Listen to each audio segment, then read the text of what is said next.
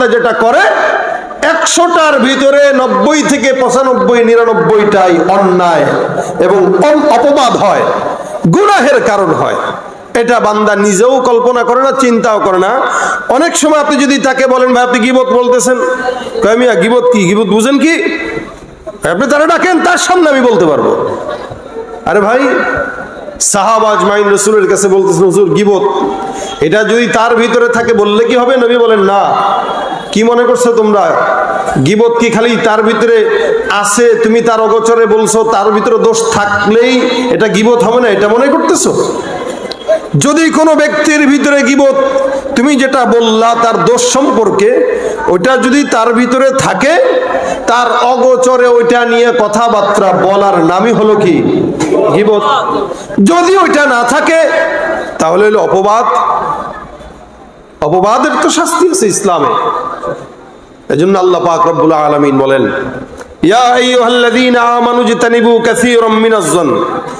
হে ঈমানদার, আল্লাহ পাক আগে ডাক দিলেন ঈমানদার বলে, ঈমানদার বলে ডাক দিলেন। আল্লাহ পাক ওয়াজ করতেছেন ঈমানদারদেরকে, কারণ আল্লাহ পাক কোরআনে অন্য জায়গায় বলেন ইন্নাল্লাহা নি'ম্মা ইয়া'iযুকুম বি, নিশ্চয়ই আল্লাহ বান্দাকে ওয়াজ করেন। অসংখ্য ওয়াজ আল্লাহ কোরআনের মাধ্যমে আপনাকে আমাকে করেছেন। আমরা আল্লাহ পাকের ওয়াজটাকেই চর্বিত চর্বণ করি, আপনাদের সামনে ডেলিভারি দেই, বানায় বানায় বলি না। আল্লাহ পাক যেগুলো বলেছেন ওগুলো থেকেই বলি, তাকরার করি। এই ইমানি মুযাকারার দ্বারাই মানুষের ভিতরে ইমানের জজবা তৈরি হয়। সুবহানাল্লাহ ওয়া বিহামদিহি। ইমানি মুযাকারার দ্বারা, এটা হাকিমুল উম্মাত আশরাফি থানভী রাহমাতুল্লাহ বলেছেন। আল্লাহ পাক বলেন ইয়া আইয়ুহাল্লাযীনা আমানু, হে মুমিন, ইজতানিবু কাসীরাম মিনাজ-যন। আল্লাহ জানে যে মুমিনরা ইমানদার হয়েও গীবত নামক গুনাহ করবে, অন্যের দোষ চর্চায় লিপ্ত হবে, অন্যের উপরে অন্যের ব্যাপারে অযথা খারাপ ধারণা পোষণ করবে।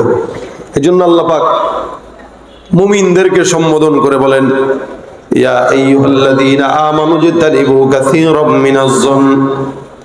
হে মুমিন, অধিকাংশ ধারণা থেকে তোমরা হেফাজত থাকো। কেন? ইন্না বা'দাজ-যন্নি ইসম। অধিকাংশ ধারণা, বেশিরভাগ ধারণা, কিছু কিছু ধারণা যেটা বান্দা অপরাধ করে, পাপ। অর্থাৎ কেউ রাত্রেবেলা উঠলো, তাহাজ্জুদের নামাজ পড়বে ওযু করতে, আপনি দেখে বললেন ও চোর মনে হয় এটা, এই যে ধারণা, এটা পাপ। এই জন্য না জেনে না বুঝে কোনো ব্যাপারে, কারো ব্যাপারে কোনো মন্তব্য করা যাবে না। আপনি জানেন না, চিনেন না, কখনো দেখেনও নাই, পরিচিত হন নাই, কথাও বলেন নাই, আন্দাজের উপরে ধারণা একটা। কই দেখছেন? কমিয়া নিজে দেখছি, নিজে। বলে কই? কারে আমি দেখছি তো। কার কাছে? কয় দেখছি বলতে যে দেখছে তার থেকে শুনছি। তার থেকে শুনছো? বলে হ্যাঁ। কে দেখছে? অমুকে। ও মিথ্যা কথা বলে না, ও নামাজি। যে বলছে নামাজি, বহুত বড় বুজুর্গ মিয়া, তাহাজ্জুদ পড়ে, তাসবিহ টানে। সে কার থেকে দেখছে? সে নিজের চোখে দেখছে। এবার তার কাছে যাওয়া হলো, ভাই আপনি দেখছেন? ভাই আমি দেখছি বলতে আমার ওই ভাই আছে তো, ওর সাথে চলাফেরা করে, তার থেকে শুনছি। তার মানে 2 ধাপ 3 ধাপ 4 ধাপ 5 ধাপ, এমনকি 10 ধাপ পর্যন্ত চলে যায়। এরা সবাই কি করছে? শুনছে। নবী সাল্লাল্লাহু আলাইহি সাল্লাম বলেন কাফা বিল মারই কাযিবান আন ইউহাদ্দিসা বিকুল্লি মা সামিআ। একটা বান্দা মিথ্যাবাদী হওয়ার জন্য এতটুকু যথেষ্ট, সে যেটা শুনবে ওটা বলবে। কোনো যাচাই বাছাই করে না, কারো ব্যাপারে কোনো কথা শোনার পরে তার কাছে যে জিজ্ঞাসাও করে না। কই দেখছো? ভাই ফেসবুক মোবারকে দেখছি। কি বলেন? কথা বুঝেন না আপনারা? বর্তমান সময়ে ফেসবুকের 100 কথার ভিতরে 90টা না, বরং 120টাই মিথ্যা। কারণ এখানে যারা অধিকাংশ থাকে, 24 ঘন্টা যারা ফেসবুকে থাকে, আমি তো আমার গজলে বলেছি এগুলো হলো বলদ ছাড়া কিচ্ছু না। এক সময় মানুষ সময় পাইতো বই পড়তো, এক সময় সময় পাইতো তেলাওয়াত করতো।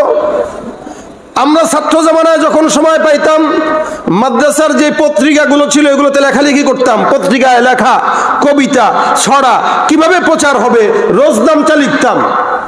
আর এখনকার ছাত্ররা খুব বেশি ব্যবধান না।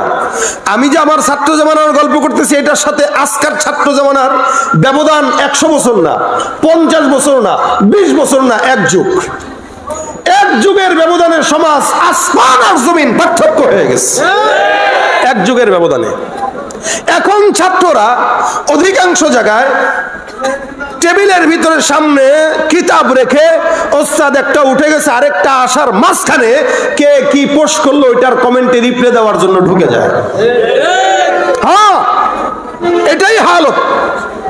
আমি আমার ছাত্রকে ভেবে দেখেছি। আমি স্বাভাবিকভাবে মাহফিল করার কারণে দর্শে একটু উপস্থিত হয়ে দেরিতে, 10টা, 10:15 থেকে ঘন্টা। তো ছাত্ররাও জানে হুজুর আসে 15-20 মিনিট লেট করে। তো অনেক সময় এরা জানে যে আজকে মনে হয় আর নাও আসতে পারে, দূরে সফর হলে যাইতে পারি না। তো কখনো কখনো এমন হয় ঢুকে গেছি, দেখি বইটার নিচ দিয়া রাইখা চলতেস, এই কি দেখি দেখি ছড়ায় ফেলে বাস, খুব বুজুর্গ চলতেছে এগুলা। ওস্তাদরা যারা আছেন অধিকাংশ মাদ্রাসায় দেখবেন ওস্তাদরা এত ট্যাকেল দেওয়ার পরেও ছাত্ররা কেন যেন নেশায় পরিণত হয়ে গেছে। এখন এই জায়গায় যা দেখে সেটাই বলে, সেটাই মানুষের কাছে প্রচার করতেছে। ভালো কি মন্দ যাচাই বাছাই করার কোনো প্রকার প্রয়োজন মনে করে না। অথচ রাসূলের স্পষ্ট হাদিস, যাচাই ছাড়া কথা বলা মিথ্যাবাদী হওয়ার জন্য যথেষ্ট। আমি কার জন্য বললাম? এজন্য নবী করিম সাল্লাল্লাহু আলাইহি ওয়াসাল্লাম মাপকাঠি দিয়ে দিয়েছেন মানুষকে চিনবেন কিভাবে। কিভাবে চিনবেন? সফর করেন, মুআমালা মুআশারা করেন, তার সঙ্গে চলেন, তাহলে বুঝবেন কে ভালো কে খারাপ।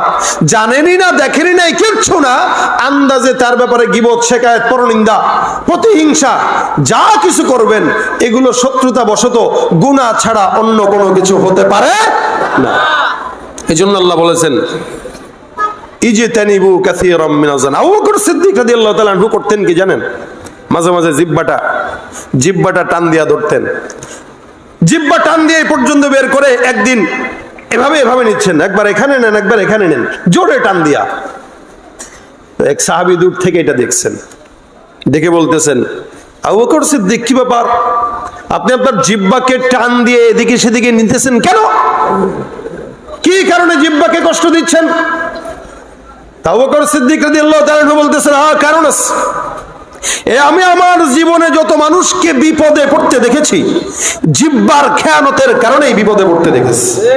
যার জবানের হেফাজত নাই সে জায়গায় জায়গায় বেইজ্জতি হয়, এমনকি সে উটের হাওদায় বসেও আল্লাহ পাক তাকে বেইজ্জতি করে।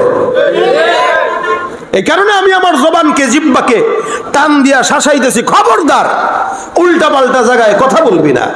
মনে রাখবেন, কথা, কালাম এটা অনেক দামি। এটা যখন ভিতরে থাকবে, কথা যখন ভিতরে থাকবে, যতক্ষণ না বলবেন ততক্ষণ স্বর্ণের মতো দামি। বলে ফেলবেন তো হালত দুইটা, এক নাম্বার হয়তো বদবু ছড়াবে, নয়তো খুশবু ছড়াবে। কথা ভিতরে যতক্ষণ রাখবেন ততক্ষণ দামি, বের করবেন হয়তো দুর্গন্ধ ছড়াবে না তো সুগন্ধ ছড়াবে। এই জন্য আপনি কি এটাকে দামি রাখবেন না কম দামি বানাবেন, ফিকির হলো আপনার। নবী করিম সাল্লাল্লাহু আলাইহি ওয়াসাল্লাম বলেন, মান সাকাতা নাজা। এই সমাজে যে চুপ থাকে সে কি পায়? বলেন না জোরে, কি পায়? নাজাত পায়। এই জন্য আল্লাহ পাক রব্বুল আলামিন বলেন, অধিকাংশ ইমানদাররা যে ধারণা করো এই ধারণা খারাপ।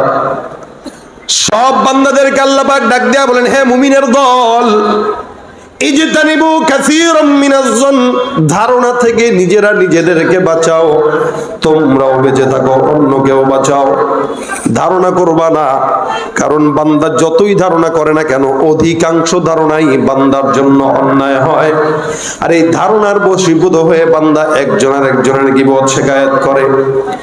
একজন ইমানদার আরেকজন ইমানদারের গীবত যখন গায়, আল্লাহ পাক ডাক দেয়া বলেন, ওয়ালা ইয়াগতাব বাদুকুম বাদা আইয়ুহিব্বু আহাদুকুম আইয়াকুলা লাহমা আখিহি মাইতা। এই বান্দা, তোমার তোমাদের কেউ কি পছন্দ করবে একজন আরেকটার আপন ভাইয়ের মরা ভাইয়ের গোশত খাবে? আল্লাহ পাক ডাক দিয়া বলেন ফাকারিহতুমু, এটাকে তোমরা অপরাধ মনে করো, এটাকে তোমরা খারাপ মনে করো, অপছন্দ করো। অপছন্দের জিনিসটা তোমরা যদি অপছন্দ করো, এরপরও সমাজের মধ্যে যদি একে অপরের গীবত শিকায়ত করো, আমি আল্লাহ বললাম গীবত করলা তো আপন মরা ভাইয়ের গোশত খাইলা। নাউযুবিল্লাহ। এ ভাইরা আমার, এই কারণে মুহাম্মদুর রাসূলুল্লাহ সাল্লাল্লাহু আলাইহি ওয়াসাল্লাম বলেন জিনা এটা কতটা খারাপ? বলে জিনা এটা হলো গীবতটা হলো এটা জিনার চাইতেও মারাত্মক। বান্দা জিনাটাকে খারাপ মনে করে কিন্তু গীবতকে খারাপ মনে করে না। নবী করিম সাল্লাল্লাহু আলাইহি ওয়াসাল্লাম বলেন আল গীবাতু আশাদ্দু মিনাজ জিনা। একজন বান্দা জিনা করলো, ব্যভিচার করলো, যদি আল্লাহর কাছে মাফ চায়, বলে আল্লাহ আমি অন্যায় করলাম, মালিক মাফ করে দাও, আল্লাহ যদি চায় ওই বান্দারে ক্ষমা করবে কি করবে না? গুনাহ করলেন, অপরাধ করলেন, জিনা করলেন, ব্যভিচার করলেন, আল্লাহর কাছে তওবা করেন, মালিক যদি পছন্দ করে মাফ করেও দিতে পারে। কিন্তু কোন বান্দা যদি গীবত শিকায়াত করে, আল্লাহ পাক ওই বান্দাকে ক্ষমা করে না যতক্ষণ পর্যন্ত যার গীবত করলো তার থেকে ক্ষমা না পায়, ততক্ষণ আসমানের মালিক ওই বান্দাকে ক্ষমা করে না। নবী করিম সাল্লাল্লাহু আলাইহি ওয়াসাল্লাম বলেন অসংখ্য বান্দারা কিয়ামতের ময়দানে জান্নাতে যাওয়ার পথে আটকে যাবে। আল্লাহর নবী ডাক দিয়ে বলেন অসংখ্য ইমানদার যারা নাকি জান্নাতের সার্টিফিকেট নিয়ে জান্নাতের সামনে আসবে, এখানে এসে বসে যাবে, পিছন থেকে এক লোক ডাক দিয়ে বলবে হে ইমানদার কোথায় যাও? বলে জান্নাতে যাই। আল্লাহর বান্দা ডাক দিয়ে বলবে জান্নাতে যাওয়ার আগে আমার সঙ্গে তোমার হিসাব নিকাশটা মিলায়া যাও। বলে কিসের হিসাব? বলে জমিনের মধ্যে তুমি আমার গীবত শিকায়াত করছো, আমার মানুষের সামনে, সারা দুনিয়ার সামনে আমার বেলায় বলে বলে আমার ব্যাপারে মানুষের কাছে কান বাড়ি বাড়ি করে আমাকে বেইজ্জতি করছো। আজকে আমি এতটুকু নেকির কারণে আল্লাহর জান্নাত পাই না। তুমি যদি আমি তোমাকে মাফ করব, একটা শর্ত যদি আমাকে এতগুলা নেকি দাও, যতটুকু নেকি হলে আমি আল্লাহর জান্নাতে যেতে পারি।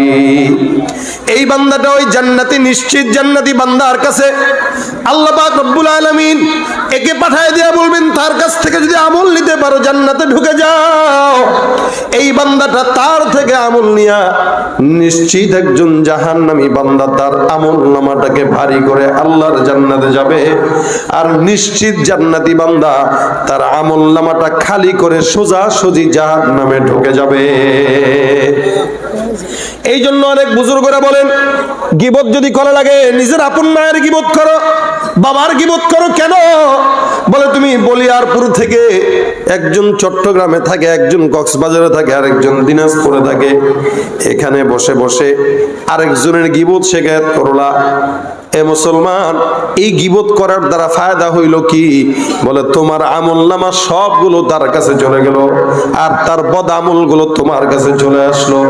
কি দরকার? যাকে চিনো না, জানো না, যার সঙ্গে আত্মার কোনো সম্পর্কও নাই, আত্মীয়তার কোনো সম্পর্কও নাই, তাকে আমল দিয়া জান্নাতে পাঠানোর চাইতে নিজের ঘরের মায়ের গীবত করে তোমার আমলনামা মায়ের খাতায় দিয়ে আপন মা বাবাকে জান্নাতে পাঠানো ভালো, ঠিক কিনা?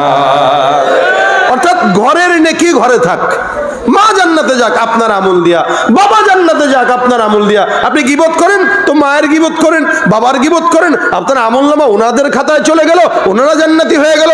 অন্তত এই উসিলায় আপনার মা বাবা জান্নাতি হইল, আপনি আপনার মা বাবাকে তো কিছু খেদমত করতে পারলেন।